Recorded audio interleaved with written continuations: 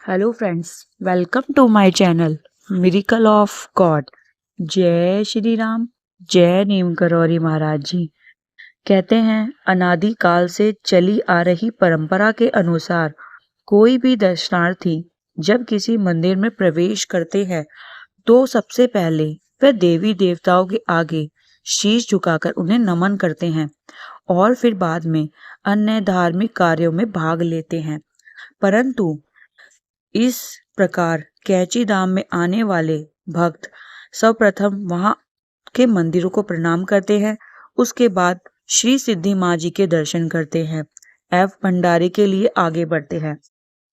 परंतु कैची पहुंचने पर मेरा काम कुछ दूसरा ही होता था। पुल के पास सड़क के किनारे अपनी गाड़ी खड़ी कर मैं दौड़कर पुल को पार करते हुए सीधे माँ के पास पहुंच जाती थी। माँ के दर्शन की तीव्र इच्छा मुझे और कहीं नहीं माँ के पास ही ले जाती थी। कभी कभी मन में विचार आता कि कहीं अनजाने में मंदिर की इस मर्यादा का उल्लंघन करने में मुझसे देवी देवताओं का अनादर तो नहीं हो रहा। एक दिन दोनों माँ रात्रि को प्रसाद ग्रहण करने के बाद विश्राम के लिए अपनी कुटी में चली गईं। उनके सोने से पहले दोनों माँ के लिए मैं एक ग्लास गर्म दूध लेकर आई। सामान्य रात्रि विश्राम के लिए जाने के बाद माँ बहुत कम बातें करती थी, लेकिन उस दिन माँ ने कुछ पुराने भक्तों के बारे में बताने लगी। बातों बातों में मैंने मन में एक संदेह प्रकट करते हुए माँ से पूछ ही लिया कि मंदिर में ना जाकर मेरा सीधा उनके पास आना गलत तो नहीं। माँ मेरी बात सुनकर हल्के से मुस्कुराई और बोली, हनुमान जी से पूछ लेना। अब जानते हैं जया जी जब माँ से ये प्रश्न करती हैं तो क्या हनुमान जी ने स्वयं आकर उनको दर्शन दिए? क्या जवाब मिला जया जी को अपने सवालों का? यदि आप जानना चाहते हैं तो मेरी वीडियो को एंड तक देखिएगा ताकि मैं कैची धाम से जुड़ी, महाराज जी से जुड़ी, श्री सिद्धि माँ जी से जुड़ी हुई सच्ची कहानियां जया जी की आपके लिए लाती रहूं उनकी प्रसिद्ध बुक श्री सिद्धि माँ पुस्तक से। अगर आप जानना चाहते हैं अच्छी अच्छी सच्ची कहानियां तो मेरे चैनल को सब्सक्राइब करना ना भूलिएगा। यदि मेरी वीडियो आपको पसंद आए तो कमेंट में जय श्री राम लिखना ना भूलिएगा। अब माँ का उत्तर सुनकर प्रकट रूप से कुछ नहीं बोली, पर मन में यह विचार आया कि हनुमान जी मुझे कहाँ मिलेंगे। दूध का खाली गिलास मेरे हाथ में पकड़ते हुए माँ बोली, बद्रीनाथ चलेगी?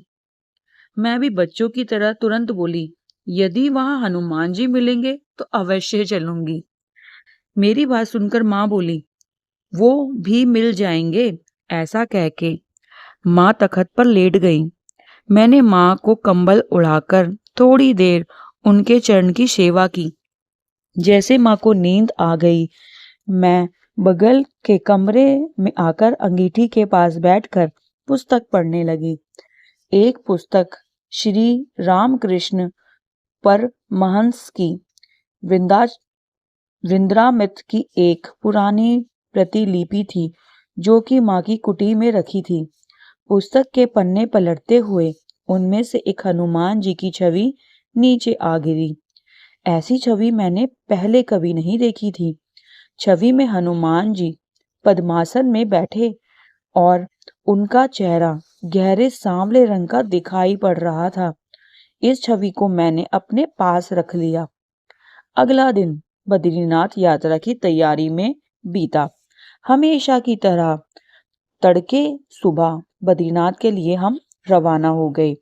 करीब 7 घंटे की यात्रा के बाद हमने रात्रि विश्राम पीपल कोटी में किया। यहाँ से अब हम अगली सुबह 8 बजे चले ताकि 9 बजे तक हमें जोशीमठ पहुंच जाएं, क्योंकि उस दिनों जोशीमठ से बद्रीनाथ जाने के लिए एक तरफा यातायात चलता था, जिसके लिए दोनों तरफ आने जाने का समय पूर्ण निर्धारित होता था।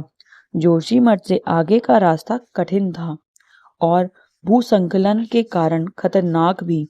मेरा पूरा ध्यान ड्राइविंग पर केंद्रित था। विष्णुप्रयाग के पास दलदल में गाड़ी के फंसने का भी भय था। जैसे ही हम वहां रास्ते को पार किया, कार में पिछली सीट पर बैठी माँ ने मुझसे कहा, देख देख, पहाड़ की चोटी पर एक बंदर बैठा है। मैंने जीप रोककर उस ऊंची चट्टान की ओर देखा तो ऐसा लग रहा था कि जैसे पहाड़ की ऊंची चोटी नीले आसमान को छू रही है। उस चट्टान की एक शिखर पर एक बड़ा बंदर पद्मासन में दिखाई दे रहा था। जीप में बैठे और लोगों ने भी उसको देखा। इस घटना पर ज्यादा ध्यान न देते हुए मैंने अपना पूरा ध्यान ड्राइविंग पर केंद्रित कर दिया, क्योंकि आगे सड़क और भी ज्यादा क्षतिग्रस्त थी। तभी सड़क दल के जवान रोड से मलबा हटाकर गाड़ियों की निकासी करने में लगे हुए थे। हम दोपहर तक बद्रीनाथ पहुंच गए। यहाँ पहुंचकर दोनों माँ आंध्रा धर्मशाला में रुकी। बाकी लोग मंदिर के दर्शन पूजन इत्यादि की व्यवस्था में लग गए। माँ के आगमन की सूचना पाकर मंदिर के पुजारी, वेद पाठी पंडित माँ के दर्शन के लिए आ गए। रात्रि होने तक सभी लोग बहुत थक गए थे।